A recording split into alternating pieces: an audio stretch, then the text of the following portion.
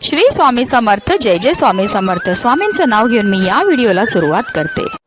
आध्यात्मिक प्रगती, उपासना आणि कोणत्याही शुभ कार्याचा श्री गणेश करण्यासाठी 18 जून 2026 रोजी एक अत्यंत दुर्मिळ आणि प्रभावी योग जुळून येत आहे. तो म्हणजे गुरुपुष्यामृत योग, जो या वर्षातील शेवटचा गुरुपुष्य योग असेल. गुरुपुष्यामृत योगाचा प्रारंभ हा सकाळी 6:04 होत असून सकाळी 11:32 असणार आहे. शुक्रवारी पुष्य नक्षत्र आलं तर त्या दिवशी गुरुपुष्यामृत योग होतो. हा योग सर्व कार्यासाठी शुभ समजला जातो. या योगावर सोने चांदी खरेदी केली अत्यंत शुभ मानले जाते. त्यात वृद्धी होते. अशुभतेपासून वाचण्यासाठी गुरुपुष्यामृत योग श्रेष्ठ आहे. पुष्य नक्षत्र सर्व प्रकारच्या कार्यासाठी अत्यंत शुभ मानले गेले आहे. पुष्याचा अर्थ पोषण करणारा, शक्ती देणारा, ऊर्जा देणारा. पुष्याचे आधीचे नाव तिष्य असे. त्याचा अर्थ आहे शुभ, सुंदर, सुख संपदा देणारा. पुष्य नक्षत्र अतिशय शुभ आणि कल्याणकारी आहे. ऋग्वेदात पुष्याला तिष्य म्हणजेच मंगलदायक किंवा मांगलिक तारा असे म्हणण्यात आले आहे. गुरुपुष्यामृत योगामध्ये माता लक्ष्मीच्या पूजनाला विशेष महत्त्व दिलं जातं. तसेच आपल्याला या पूजेसोबत लक्ष्मी स्तोत्राचे पठण करायचे आहे. असं केल्याने जीवनात सुख समृद्धी येते. लक्ष्मी देवीच्या कृपेने धनप्राप्ती होते. पैशासंबंधित काही समस्या असतील तर गुरुपुष्यामृत योगामध्ये लक्ष्मीची पूजा करावी. गुरुपुष्यामृत योगामध्ये पूजा, मंत्र, तंत्र, संकल्प, साधना, जप करण्यासाठी उत्तम आहे. या दिवशी हाती घेतलेल्या कामामध्ये यश मिळण्यासाठी आपल्याला आपल्या कुलदेवीची मनोभावे पूजाही करायची आहे. अक्षय तृतीयेप्रमाणे हा दिवस शुभ मानला जातो. या योगात तुम्ही जे काही काम करतात ते यशस्वी होते. कुटुंबाची प्रगती होते.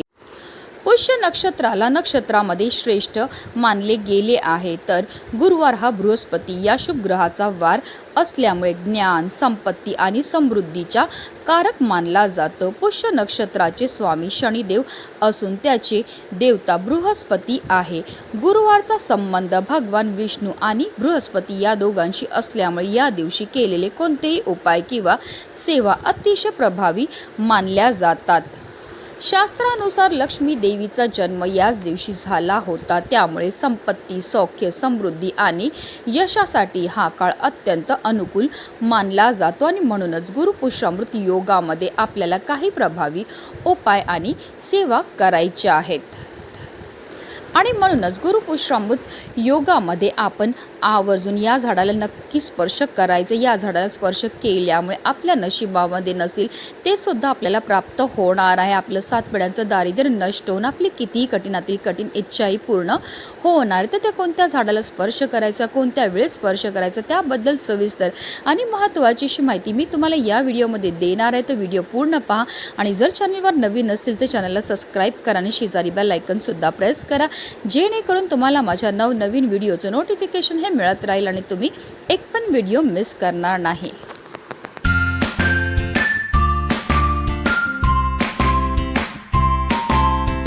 गुरुपुष्यामृत योगाच्या दिवशी आपल्याला ब्रह्ममुहूर्तावर उठायचं आणि अंथरुणामध्येच आपल्याला श्रीहरी, विष्णू, माता लक्ष्मी, त्याचबरोबर आपल्या कुलदेवीचं, महादेवांचं, गणपती बाप्पांचं, तसेच देवगुरु बृहस्पतींचं स्मरण करायचं. स्नान करायचे. स्नान करताना आवर्जून आंघोळीच्या पाण्यामध्ये आपल्याला चिमूटभर हळद आणि गंगाजल टाकून स्नान करायचं. असं केल्यामुळे आपल्या तनाबरोबर आपल्या मनाची सुद्धा शुद्धीही होत असते. आणि पवित्र तनाने, पवित्र मनाने केलेल्या प्रत्येक कार्यामध्ये आपल्याला 100 पटीने पुण्य हे प्राप्त होत असतं. त्यानंतर आपल्याला स्वच्छ वस्त्र परिधान करायचे. जर शक्य असेल तर या दिवशी आवर्जून लाल किंवा पिवळ्या रंगाचे वस्त्र परिधान करा. आता सर्वप्रथम आपल्याला देवघरामध्ये दिवा प्रज्वलित करून घ्यायचा आहे. कारण कोणतीही सेवा किंवा कोणताही उपाय जर आपण अग्नीच्या साक्षीने केला तर त्यामध्ये आपल्याला निश्चितच सफलताही प्राप्त होत असते. या दिवशी आपल्याला श्रीहरी विष्णूंसोबत माता लक्ष्मी, महादेव तसेच गणपती बाप्पांची, कुबेर देवांची पूजा करायची आहे. कारण लक्ष्मी आणि लक्ष्मीपती धन प्राप्तीसाठी आशीर्वाद देत असतात. तर महादेव हे संकटाचा नाशक आहेत. तर गणपती बाप्पा हे बुद्धिमत्ताचे देवता आहेत आणि लक्ष्मी प्राप्त झाल्यावर तिची आपल्याला योग्य प्रकारे उपयोग झाला पाहिजे, तिचं संरक्षण झालं पाहिजे. यामुळे या सर्व देवी देवतांची पूजा करण्याला महत्त्व आहे. तसेच श्री सुक्तम आणि पुरुष सुक्तमचं पठण करायचं आहे. पंचोपचार आपल्याला पूजा करायची आहे. कळश स्थापना केल्याने घरात धन धान्य वृद्धी होते व लक्ष्मी प्राप्ती होते. देवपूजा करून झाल्यानंतर आपण लगेचच हा उपाय जो आहे तो करू शकता. हा उपाय करण्याकरता आपल्याला कळशामध्ये शुद्ध पिण्याचं पाणी भरून घ्यायचं. त्या पाण्यामध्ये आपल्याला चिमूटभर साखर टाकायची आहे. तसेच त्यामध्ये आपल्याला चिमूटभर हळदही टाकायची आहे. हळदीला गुरुपुष्यामृत योगाच्या दिवशी अनन्यसाधारण असं महत्त्व असतं. त्याचबरोबर आपल्याला 1 चमचाभर गाईचं कच्चं दूध आणि चिमूटभर काळे तीळसुद्धा त्या तांब्याच्या कळशामध्ये टाकायचे आहे. त्याचबरोबर आपल्याला एक दिवासुद्धा तयार करायचा. एक मातीची पंती घ्यायची, त्यामध्ये 2 वातीचे 1 वात करून लांब वात टाकायची. त्याचबरोबर त्या दिव्यामध्ये आपल्याला मोहरीचं तेल टाकायचं आहे. अगदी तुम्ही शुद्ध गाईचं तुपाचा दिवासुद्धा बनवू शकता. त्याचबरोबर आपल्याला हळद, कुंकू, अक्षदा, फुलं घेऊन आपल्या घराजवळ असणाऱ्या पिंपळ वृक्षाजवळ जायचं आहे. पिंपळ वृक्षाजवळ गेल्यावर आपल्याला सर्वप्रथम तिथे दिवा हा प्रज्वलित करून घ्यायचा. दिवा डायरेक्ट जमिनीवर ठेवू नका. थोड्या फुलांच्या पाकळ्या ठेवा किंवा तांदूळ ठेवा आणि त्यावर आपल्याला हा दिवा जो आहे तो प्रज्वलित करून ठेवायचा आहे. पिंपळ वृक्षाला हळद, कुंकू, अक्षदा, दीप, अगरबत्ती दाखवून घ्यायची. त्यानंतर जल अर्पण करून घ्यायचं आहे. जल अर्पण करताना निरंतर आपल्याला ओम नमो भगवते वासुदेवाय नमः या प्रभावी मंत्राचा जप करायचा. त्यानंतर आपल्याला पिंपळ वृक्षाला 11 प्रदक्षिणा मारून घ्यायच्यात.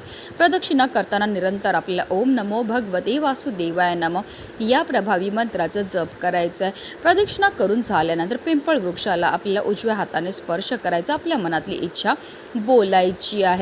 कारण हिंदू धर्मामध्ये पिंपळाच्या झाडाला खूप पवित्र मानले जाते.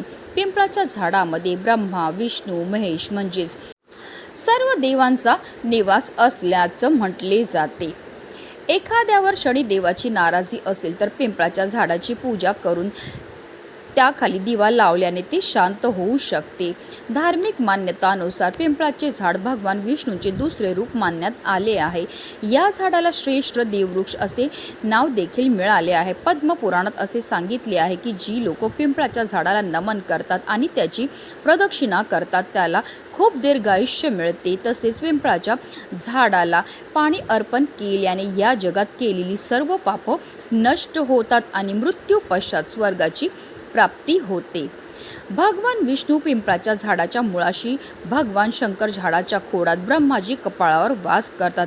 अशा स्थितीत जी लोक पिंपळाचं झाड लावतात आणि त्याचे संरक्षण करतात, यासोबतच श्रद्धेने आणि शुद्ध हृदयाने पिंपळाच्या झाडाला स्पर्श करून त्याची पूजा करतात, त्या भक्तांना धन, स्वर्ग, मोक्ष प्राप्त होतो. तसेच त्याच्या सर्व इच्छा मनोकामना सुद्धा पूर्ण होतात. आणि म्हणूनच गुरुपुष्यामृत योगामध्ये पिंपळाच्या झाडाच्या पूजनाला विशेष महत्त्व हे दिलं जातं. पिंपळाच्या झाडाची पूजा करून झाल्यानंतर आवर्जून आपल्याला श्रीहरी, विष्णू, माता लक्ष्मी तसेच पूर्वजांचं, शनिदेवांचं स्मरण करायचं. आपल्या मनातली इच्छा ही पिंपळ वृक्षाला आपल्या उजव्या हाताने स्पर्श करून बोलायची. तुमची जी पण इच्छा असेल, घराबद्दल, मुलांबद्दल, धन प्राप्ती, नोकरी किंवा इतरही जी इच्छा असेल, जी काही केल्याने पूर्ण होत नसेल, ती आपल्याला मनोभावे बोलायचे. गुरुपुष्यामृत योगाच्या दिवशी हा विशेष उपाय करण्याला महत्त्व हे दिलं जातं. हा उपाय केल्यामुळे आपलं एक रात्रीतून आयुष्याचं सोनं तर होणारच आहे, पण आपल्या 7 पिढ्यांचं दारिद्र्य नष्ट होऊन आपली कितीही कठीणातील कठीण इच्छा ही पूर्ण होणार आहे. म्हणूनच व्हिडिओ जास्तीत जास्त लोकांपर्यंत शेअर करा, जेणेकरून प्रत्येकाच्या आयुष्याचं कल्याण हो, हीच मनामध्ये इच्छा. श्री स्वामी समर्थ. जय जय स्वामी समर्थ.